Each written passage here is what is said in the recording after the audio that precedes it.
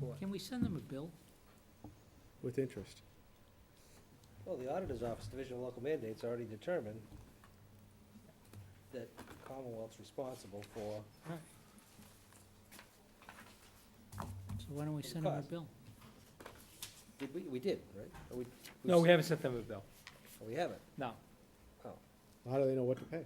So this is- Well, because we submitted. We submitted We it. did have to submit an accounting of what our costs were. Not a bill, just an accounting. Okay, so we haven't done that yet? Oh, we have. No, we've done that. And Okay, so they haven't given us anything back yet? Right, they haven't given us anything. But this represents the entire cost or No, the they- unpaid balance? Original cost was $20,000. They reimbursed us $3,000. So the town is potentially on the hook for $17,000. What was that, for the printing of the ballots? Actually, the running of the election, yeah, it was- I think the The $3,000 represented the upfront costs. So the voter registration and the ballot costs. So there's a potential we'll get reimbursed. Potential, yes, but we're identifying it as a risk. Good riddance. A high risk. Oh, absolutely, it's high Um, risk. These other items you haven't heard anything on? No, no, and like I said, I'll take out the detail because I don't want to cause any confusion going into town meeting. All right, so should we leave this as a recommendation to be made at town meeting? Yes. Move to Second. recommend a town meeting. Second. On the motion, all in favor? Aye. Next article is the second one, which is prior year's bills. We have unpaid bills related to medical services to disabled public safety employees in the amount of $695,000. $695? Correct. $695,000? No, $695. Right, okay. Oh, I think it's $1,000. Yeah, No. you did, No, you did. You did. That's why I was going, huh? And it's for what, Greg? medical bills, Medical services, the disabled. disabled public safety employees. And what we'll do is we'll look at the balance in that account for this fiscal year. And if we have sufficient funds, that'll be the source of funds. And that's it, right? That's it. Move to recommend. Second. Motion by Mr. O'Leary, second by Mr. Delaney, all in favor? Aye. And we have one more, amend Article 23 of the April 6th town meeting, fund retirement obligations. And this is as a result of, We had 3 retirements of municipal employees this year. This represents the end-of-career payouts for accrued time to the employees. The total amount that we've estimated is $74,071, 74,071. and these were not anticipated at budget time last year. Right, they actually came up during the course of the fiscal year. Move to recommend. Second. Motion by Mr. O'Leary, second by Mr. Delaney, all in favor? Aye. Opposed? Unanimous.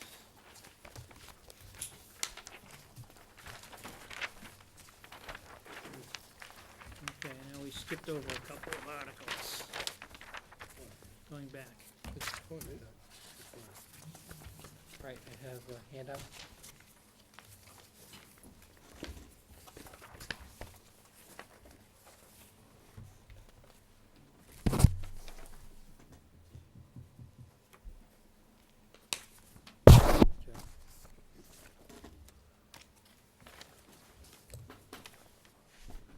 If you would allow me a couple of minutes to just go through, this is Section 18A of Chapter 32B. Just turn to page 2. Summary of Chapter 32B, Section 18A. It was passed in emergency legislation in November of 2008. It's a local acceptance statute, which means it needs to be approved by a town meeting. Section 18A applies to future Medicare-eligible retirees only. This is different than Section 18, which was previously proposed to a earlier town meeting, which said that it required the transfer of all eligible employees. So as I've reported to the board, Section 18 says that we're gonna treat those employees who have already retired differently, those employees who will be retiring from the date of town meeting vote going forward. You see a sampling of the number of communities that have adopted either Section 18 or Section 18A. There are a total of 140 communities throughout the state. You see some of our neighboring communities that are in that list. Next page or next slide, before section 18A, again, it would have required that we had to identify and enroll all Medicare eligible employees. The effect of section 18 is that the town enrolls only Medicare eligible employees who retire after the adoption. The important thing is they have to be Medicare eligible. Not everyone who works for government is Medicare eligible. For example, there are two groups that are not Medicare eligible. The first group is what I call young retirees, those people who leave service before age 65. And there are a group of employees who have spent their whole career working for the town of North Reading. They haven't paid a Medicare tax. The Medicare tax is 1.45% of the person's payroll. It's matched by the town and paid by the employee. So if you worked your entire service for the town of North Reading, you're grandfathered in terms of paying that Medicare tax, and you would not be eligible to receive Medicare benefits regardless of your age. So you could be an older retiree, but you're not eligible. In that case, you continue to be covered to the same extent you are right now under the town's HMO plan. Again, no effect on current retirees, just dealing with individuals from the date of town meeting vote forward. And that is a key question, because I think I was asked, when does this become effective? It becomes effective as of the date it's voted at town meeting.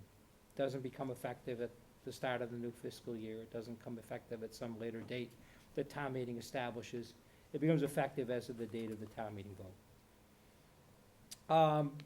The next slide deals with Medicare supplemental plans that the town offers. You'll see that we offer Medicare A and B to our employees.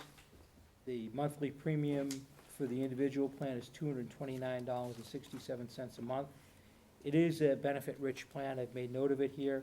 There are two things that you should be aware of. The prescription drug plan, the 30 and 90-day prescription plans are more generous than the prescription plans that we offer to our active employees. So it's not a scrimpy, lousy plan by any means. The next slide. How will Section 18 help the town? It's going to reduce costs where possible.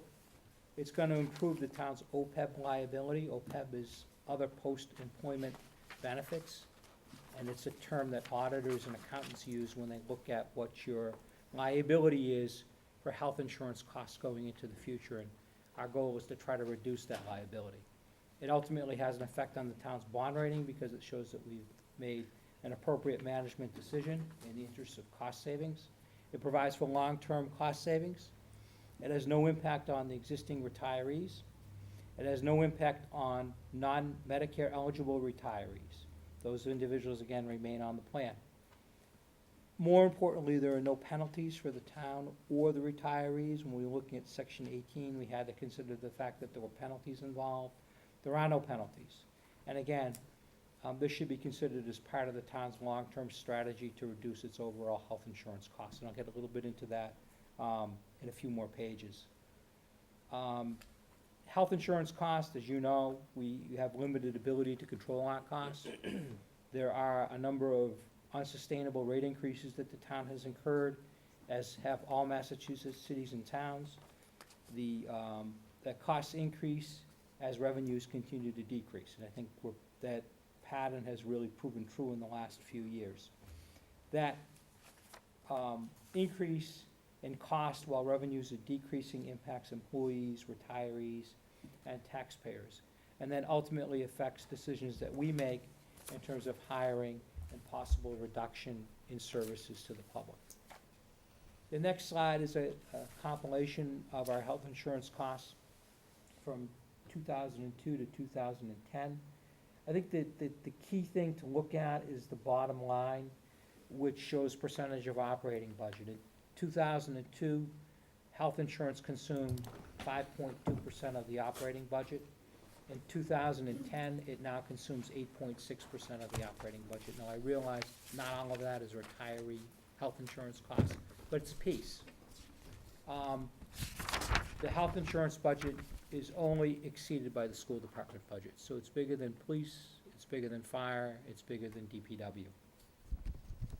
Our retiree group, in terms of looking at our program, we have 290 retirees in the town's group insurance plan.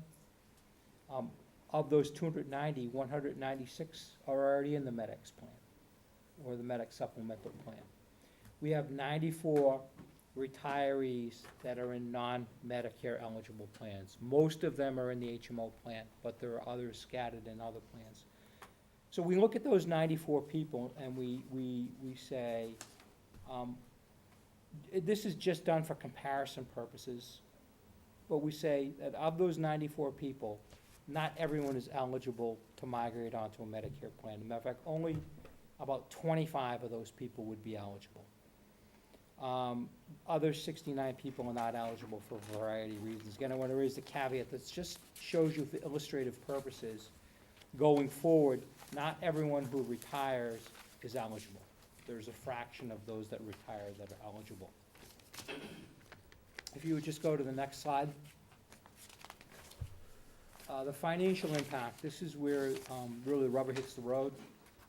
The key item here is that if you look at individuals going on to the Medicare eligible plan versus staying on the HMO, we would see a savings of $2,076 per retiree per year. Doesn't seem like a lot of money, but then when I said to you, we consider the fact that right now we have 25 people that are eligible, and I know that going forward, there are many more of our retirees who won't be in one of these groups who are not eligible. For example, anyone who would have come to anyone who's a career employee, municipal employee, such as myself, I worked in a number of other towns. And when I came to North Reading, I had to pay the 1.5% Medicare tax because I didn't stay in North Reading my whole career. So as people move around and jobs become more portable, you're gonna have more people who are eligible for this benefit going forward. So keep in mind that that 2,076 savings per retiree per year will multiply going forward. Again, if we would just look at 25 retirees and say that we had 25 retirees going forward that we could shift into this Medicare plan and not remain in the HMO plan, we'd save $95,134 per year. So the number you gave us was the monthly payment? Right, Yeah. right, that was the monthly, no, I'm sorry, that was the annual. The 2,076 was annual, Per employee? correct, Okay. correct, And this is the current rate. correct. And they're not going down. Correct. So to sum up, the adoption of Section 18A is a fiscally responsible choice. Most of our employees are already enrolled in the Medicare plan, 67%. The Medicare Plus and Medicare supplemental plans are equivalent to what our active employee plans afford. There is no impact on our current retirees. There is no risk or penalties to either the town or the retirees. We address our OPEB liability, and when you review our audit report that will be forthcoming, you'll see that our auditors do need to report what that liability is going forward, and it gives us an opportunity to control our health insurance costs. Further discussion? How do we That was a know? good presentation. It's great. Mr. O'Leary? How do we know, for the current base, and again, not that it's gonna affect them, how do we know who's eligible and who's not, unless they tell us? You know, if someone works simultaneously in a municipality and then had a side job where they paid in, how do we know if they're eligible or not? Do we? That's a question for HR that I don't know. Yeah, I just don't know, I can't But respond to that. what we're suggesting here, the adoption of 18A though, makes it moot, because anybody new coming in Right. will be paying in. Everyone will be anyway, paying So it. everyone will be eligible, Right. and everyone, So does that mean, just so for clarification, if there's an existing employee paying Medicare now, they would fall under the new plan? Yes, at age 65, current employees. correct, So the But it does retirees not that are affect already any current retired are not retirees. impacted. correct. No current retirees are affected. Which was part of the